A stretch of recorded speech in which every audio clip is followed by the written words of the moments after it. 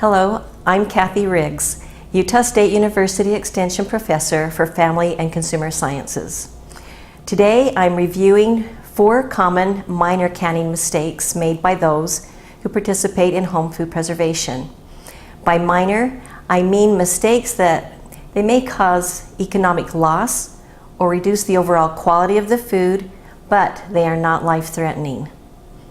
Before identifying those common mistakes for you, let me first lead in or set the stage, so to speak, by sharing some of the frequent questions fielded by County Extension faculty and educators. Why did so many of my jars break during processing? Why didn't my jars seal? I turned the stove off and went to bed before I took the jars out of the canner. Is the food safe to eat? And finally, we're cleaning out my mom's food storage. How can I tell if the food is still good to eat? Some answers are easy to provide consumers, while others require a bit more investigation by the extension professional. But let's take a look at those mistakes leading up to these questions. Mistake number 1, use of mayonnaise or other commercial jars. The thinner walls of glass may break, especially if used in a pressure canner, and it may be more difficult to obtain a good seal. However, if the jar does seal, it is safe to use.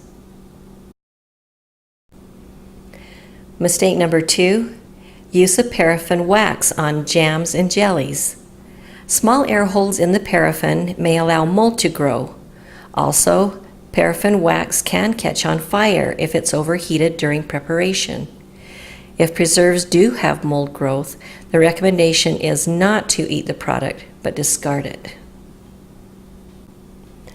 Mistake number 3 is cooling too slowly after removing the jars from the canner. An example is stacking the jars close together as they cool.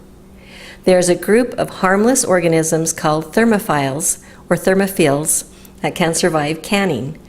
If bottles are held hot for long periods, they can produce acid, which is a form of fermentation. This results in the defect known as flat sour. This is harmless but produces an undesirable flavor. Mistake number 4, storing food longer than recommended. Keeping foods longer than recommended or storing them at temperatures above 70 degrees Fahrenheit for an extended period of time will decrease the quality and the value of some nutrients, but the product will be safe to eat. A darkening of fruits and a change in the texture is often a result as well. The general guidelines for safe food preservation are not difficult to follow.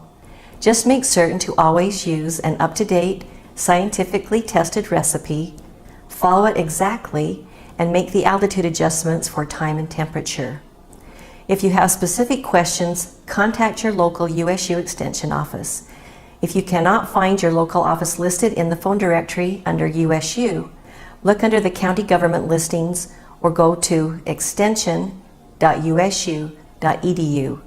Click on Directory, then Locations, and search for your county.